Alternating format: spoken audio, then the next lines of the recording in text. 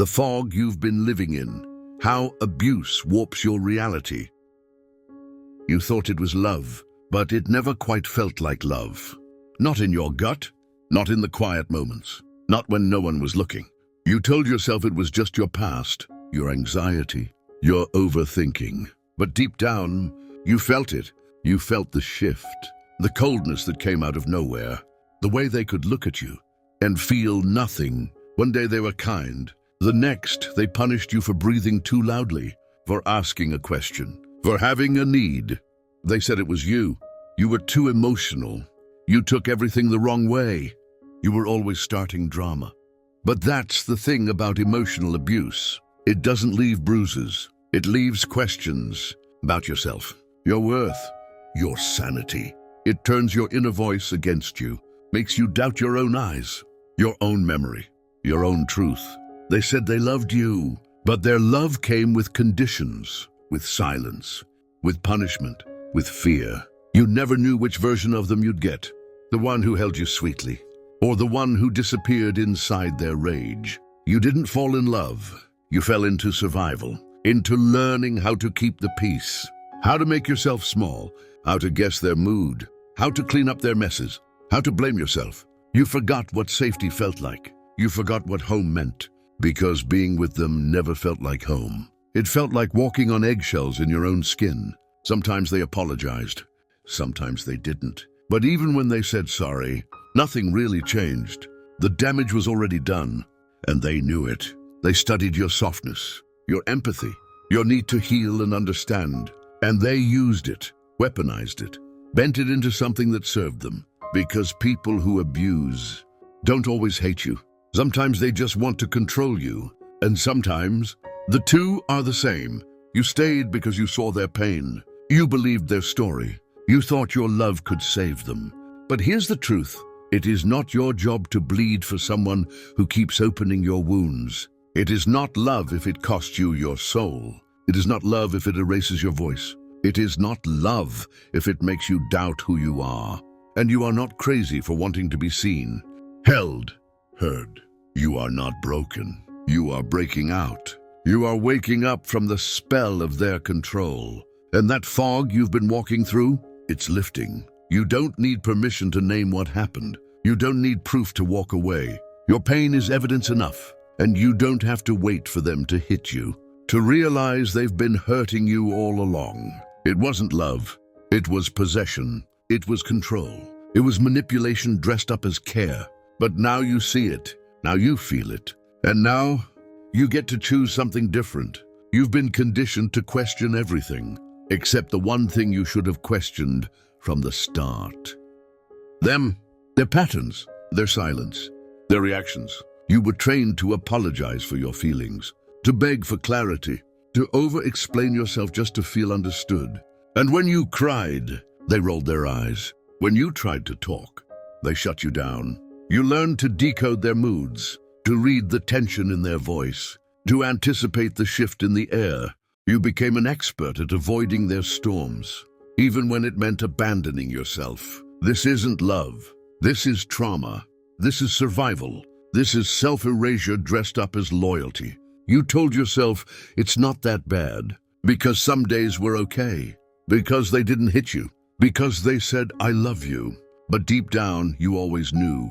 It shouldn't hurt like this. Love shouldn't feel like you're constantly holding your breath. You shouldn't have to become smaller to be safe. The most dangerous kind of abuse is the kind that's hard to explain, the kind you can't prove, the kind that makes you look crazy when you try to name it. Because when they smile in public, no one sees what they do behind closed doors. No one sees how your joy slowly died in their presence. They loved the parts of you they could use. Your kindness, your loyalty, your longing to fix things. But the moment you asked for more, for consistency, for depth, for truth, they called you difficult, too much, needy. They made you feel like the problem. So they never had to change. That's not love. That's power. That's control. That's emotional warfare.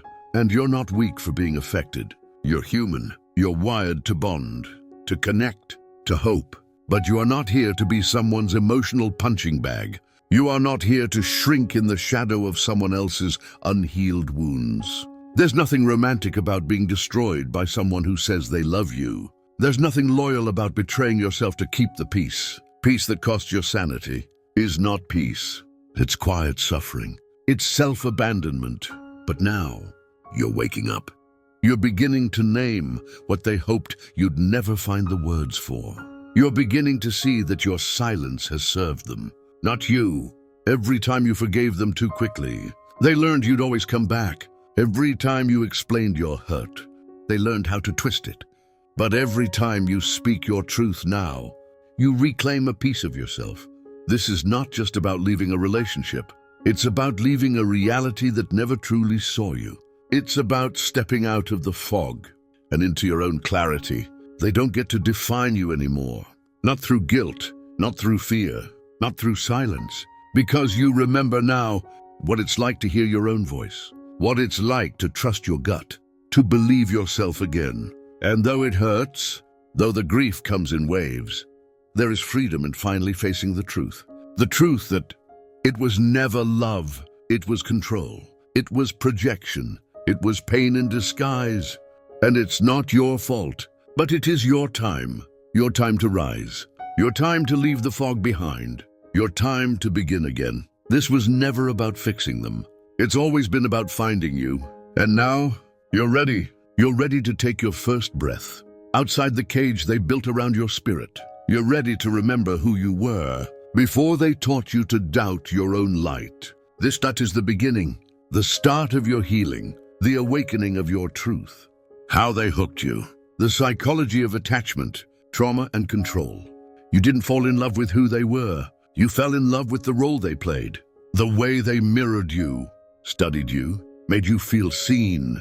At first, they knew what you needed, what you longed for, what you never got as a child, and they gave it to you in the beginning. But it wasn't real. It was bait. This is how trauma bonds are formed, not with cruelty from the start, but with confusion, with charm, with intense highs that make the lows feel like your fault. They gave just enough to keep you hooked, but not enough to keep you whole. They triggered your oldest wounds, abandonment, rejection, unworthiness, and disguised it as love. Because when love feels like survival, you'll keep chasing the one who starves you. You'll call it passion, but it's not passion. It's programming. They were inconsistent on purpose, not texting back, then flooding you with affection, withdrawing, then returning like nothing happened. That's not random. That's a psychological hook. It's called intermittent reinforcement. The same system casinos use to keep you playing. You never know when the jackpot will hit.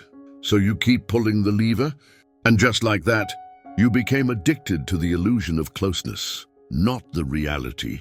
You started managing their moods like it was your job, as if loving them harder would stabilize the chaos. You weren't in a relationship. You were on an emotional roller coaster with someone who controlled the ride.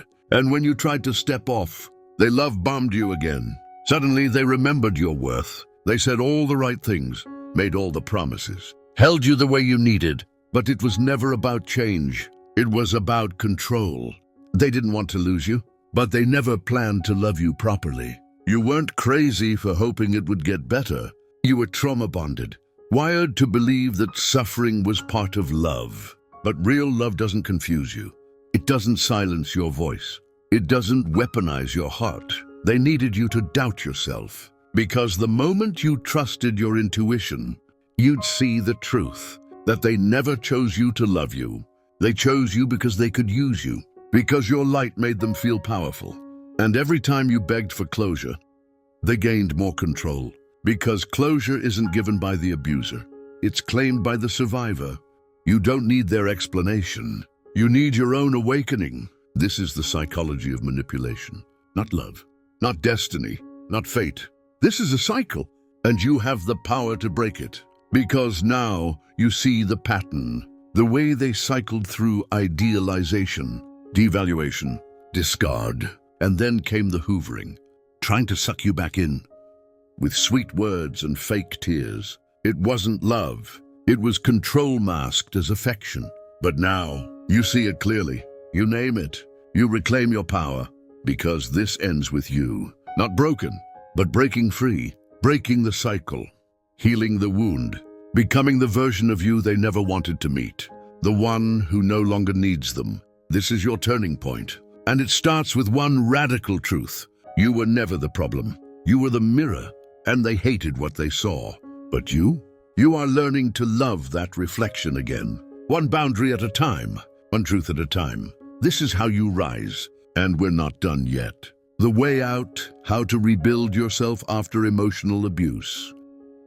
You don't just walk away from abuse. You crawl, you grieve, you bleed in places no one can see. Because the end of an abusive relationship isn't just a breakup.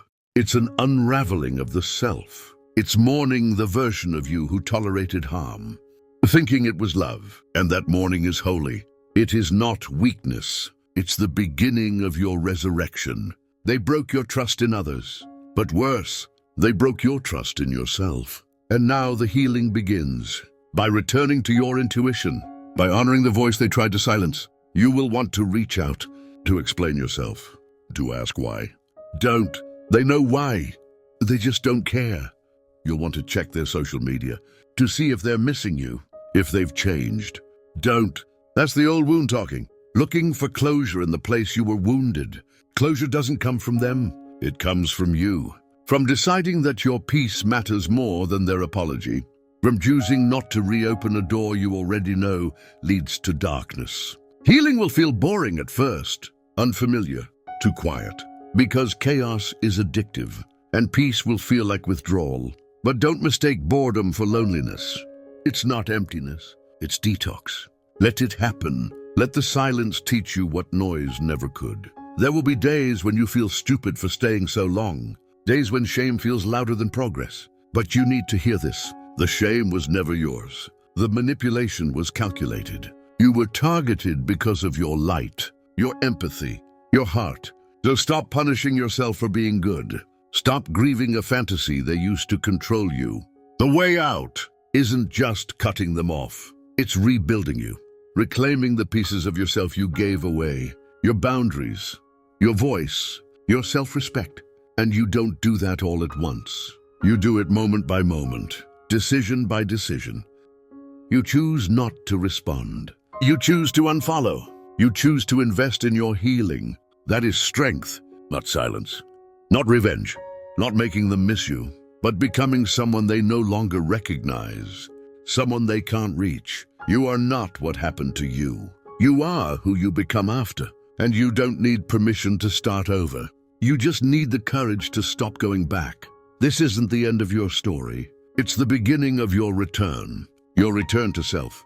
Because freedom is not just the absence of abuse, it's the presence of peace, the presence of self-worth, the presence of boundaries that don't bend to keep people comfortable. You are allowed to rebuild, to rest, to rise slowly. This is not a sprint. It's a sacred becoming. You will unlearn the lie that love must hurt. You will stop craving people who disrespect you. You will no longer shrink to make others feel big. You are healing. And that is revolutionary. So keep going. Keep choosing you. Keep showing up for the version of yourself you're becoming. Because they are worth it. And you are not broken. You are rebuilding. You are not weak. You are walking away. You are walking toward the light. This is how you break free. This is how you come home to yourself. This is how you begin again. If this touched something deep inside you, if it helped you see your story more clearly, then don't keep it to yourself. Click the like button, not just for the algorithm, but as a small act of reclaiming your voice. Share this with someone you know is hurting, someone who needs to hear that they're not crazy. They're just finally seeing the truth. And if you want more healing, more truth, more reminders that your softness is not a weakness, hit that subscribe button. Because here, we don't gaslight pain. We name it. We heal it, and we rise from it. You're not alone anymore. You're not broken. You're breaking free. And this is just the beginning.